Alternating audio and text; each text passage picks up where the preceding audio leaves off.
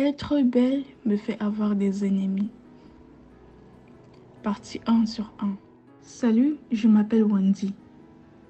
J'ai 21 ans et cela fait 4 ans que j'ai quitté mon pays d'origine pour m'installer au Mali, plus précisément dans la ville de Bamako. Je suis étudiante et je vis seule dans un petit appartement pas très loin du centre-ville. Ce sont mes parents qui le payent parce que je n'ai pas encore un boulot fixe pour le faire. Bamako, c'est une ville que j'adore. Elle est très belle et il y a plein de choses à visiter comme le monument de l'indépendance et la tour d'Afrique que j'ai eu l'honneur de visiter à maintes reprises.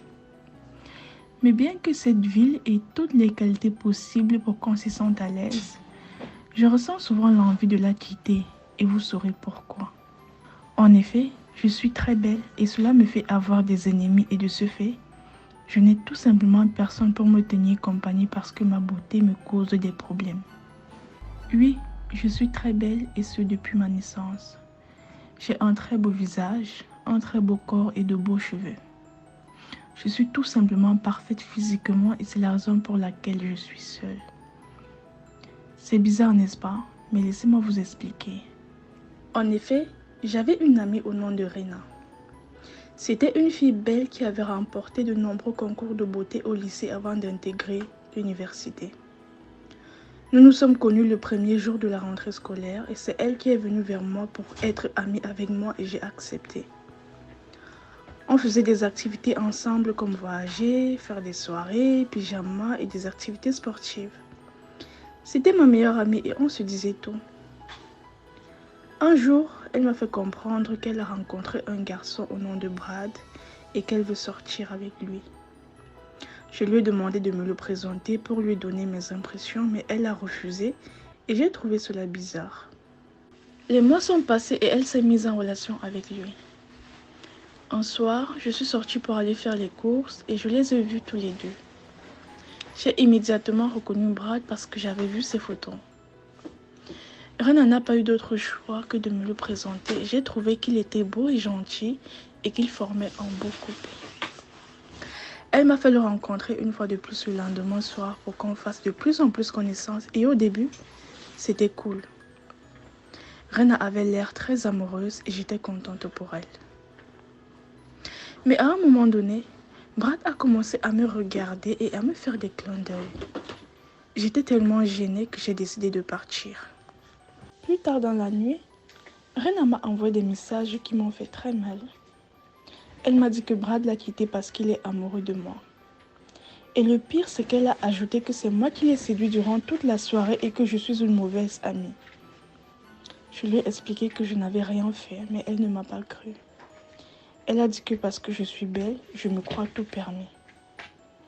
Je lui ai rappelé qu'elle aussi est belle et que c'est la raison pour laquelle elle a remporté de nombreux concours de beauté.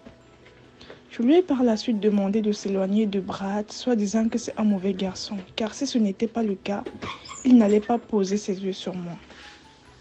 Rena ne m'a plus répondu. Le lendemain, je suis allée à l'école et toutes les filles ont commencé à m'insulter. Certaines ont même versé de l'eau sur mon visage pour voir si je ne portais pas un masque parce que selon elles, j'étais trop belle pour être vraie. Ce jour-là, j'ai appris que plusieurs filles n'avaient jamais voulu m'approcher de peur que je ne pique leurs copains et que les garçons ne m'avaient jamais approché parce qu'on leur avait dit que j'avais des maladies contagieuses et que s'ils m'approchaient, ils finiraient malades comme moi. J'étais très dévastée que je suis retournée chez moi en pleurant.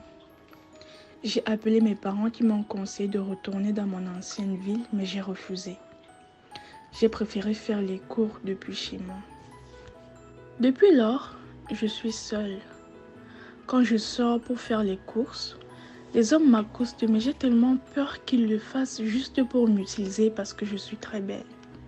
En attendant de trouver celui qui m'aimera avec de bonnes intentions et des amis qui seront avec moi sans jalousie et sans hypocrisie, je me concentre sur mes études et sur mon dernier examen avant l'obtention de mon master, car j'estime que ce qui me concerne est d'abord le plus important pour moi et que les situations difficiles de la vie ne doivent pas me décourager. Je m'appelle Wendy et voici mon histoire. Merci de vous abonner et surtout, activez la cloche de notification pour ne rater aucune vidéo. Merci.